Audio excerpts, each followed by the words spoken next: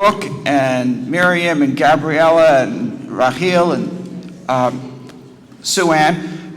It's a really hard act to follow because I'm the only person on the speakers list at this point who's not famous. I don't write for the National Post. I don't write for the Sun.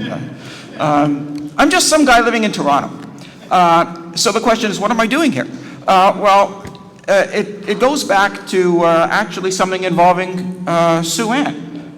Because back in May of 2021, I was just sitting at my desk minding my own business, and I ran into a story that she had written in The Sun about an employee of the Toronto District School Board by the name of Javier Jason Davila, who is also a registered member of the Ontario College of Teachers. He's not a classroom teacher. He holds the title of Student Equity Program Advisor in the Gender-Based Violence Prevention Unit of the TDSB. At least he did at the time. And part of his job was to send out these emails about various diversity, equity, and inclusion related issues. And the last email that he sent out was regarding the Middle East conflict. And I read Sue Ann's column about it, and then I decided I was going to check it out for myself to find out what he actually said. Because I wanted to take an objective point of view, and I read it, and I almost got a hernia when I fell out of my chair, because I got to the beginning of it where he's talking about how Israel is a racist state. Okay, big deal.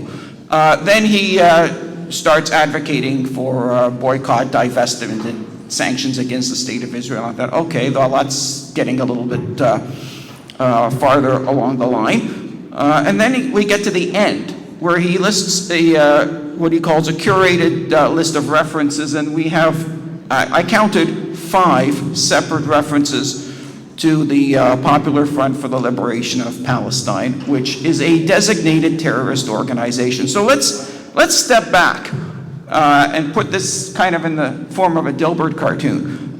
We have a Toronto School Board full-time employee on the job writing an email with an information package to over 1,000 professional colleagues, teachers, administrators, senior members of the school board, having a potential impact in terms of exposure in the classroom across the city of thousands, maybe tens of thousands of students involved.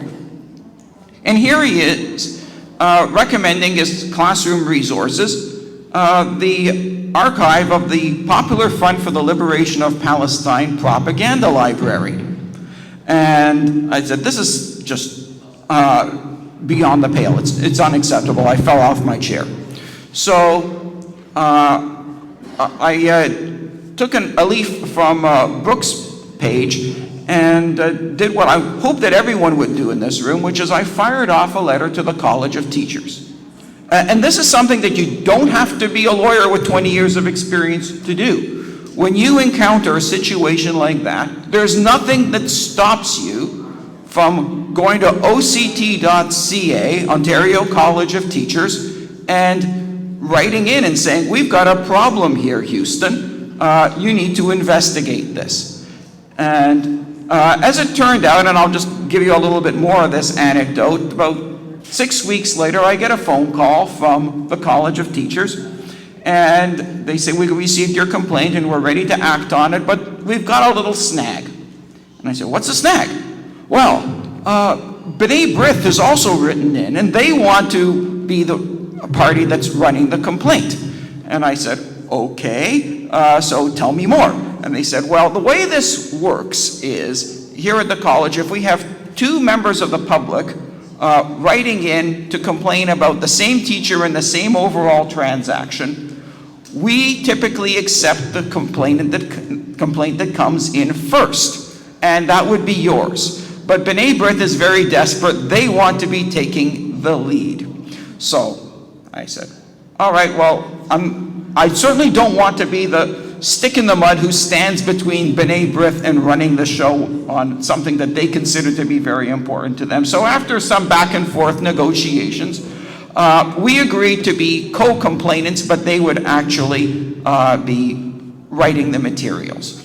And I said, that's fine, we'll work it that way. And after some back and forth, we ended up getting a decision from the investigation committee. The decision itself is confidential, but what I can say to this group is that at a bottom line, I'm satisfied with the outcome. It did not result in nothing, and I'm satisfied otherwise that the TDSB has dealt with Mr. Davila so that his influence is now effectively neutralized. And so the message that I'd like to bring out is that this is not something that you have to be a superhero to do, because I'm certainly no superhero. The message is that this is something that we can all do. It's something we don't have to do it in isolation. We can do it together. We can consult. We can work with the large national Jewish organizations. They have very valuable things to contribute, but it's something that we don't have to depend on them to do. It's something we can also do ourselves. Now, I just wanted to point out a side note about what happened in that case before I turn it over to Ari to talk a little bit more about DEI specifically.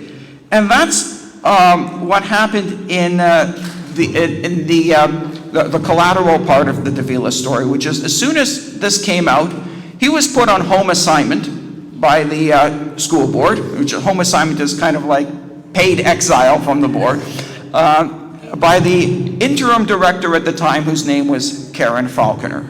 Some of you in this room might remember Director Falconer, who's the sister of Julian Falconer, the famous attorney.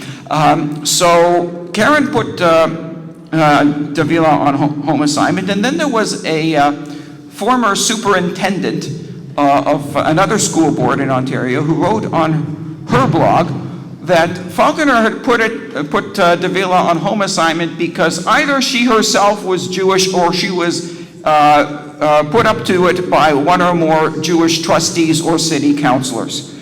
And I again fell off my chair because there's different kinds of anti-Semitism. Some of it, as Miriam described, is swastikas scribbled on the bathroom wall.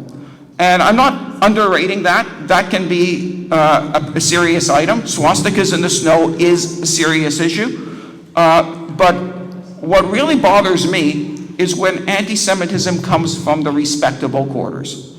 And I think that really needs to be our focus, is to make it such that anti-Semitism is no longer respectable.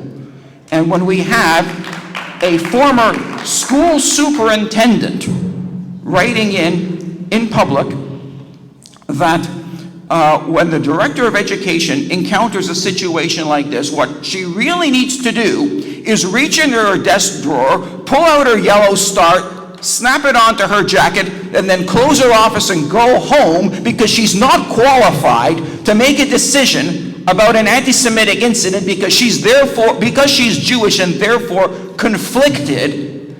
Well, that's not acceptable either. It's not acceptable for the director of education. It's not acceptable when a tax court judge, Spiro, is told, you can't make any decisions about litigants who are Jewish or Arab because you might be conflicted in that case because you're Jewish yourself. We can't run a democracy that way. We can't run a country that way. And when we encounter it, it behooves us as Canadian citizens to speak up and say, no, that cannot stand. And that's where I filed complaint number 2 against the Ontario College of Teachers. Now, I realize we're running a little bit behind time, so I don't want to take up more time, but I just want to summarize with a couple of things about what can you do in this room. When you encounter a situation, what can you do? Well, number 1 is you can call an organization and ask for help. Okay, that's the easy one. Call B'nai B'rith, call CJ, call Stand With Us, call any one of the organizations and ask for help. And I'm not saying that's an illegitimate thing to do. If you don't have the expertise, you don't have the background, you don't have the time, you don't have the resources, certainly call. But let's say you want to do something yourself. Well, what can you do? Some people were talking about letter writing campaigns not being all that useful. I have to respectfully disagree. I think letter writing is very important.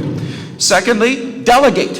Whether it's city council or your local school board, you have the right to show up and be counted and to get your 5 minutes out there in front of the board members. Please do visit the school board website, watch the school board minutes for what's going on, and show up and make your views known. Number 3, you have the right to file complaints with professional organizations in these extreme cases.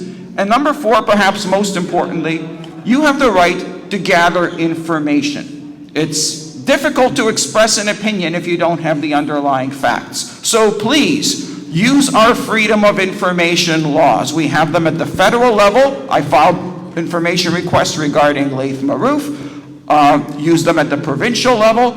I think that the Scarborough College Student Union case would be a perfect textbook example of a freedom of information request to the University of Toronto, and use them at the municipal level, dealing with all of your local school boards. So those are the 4 courses of action that I would recommend that you strongly consider.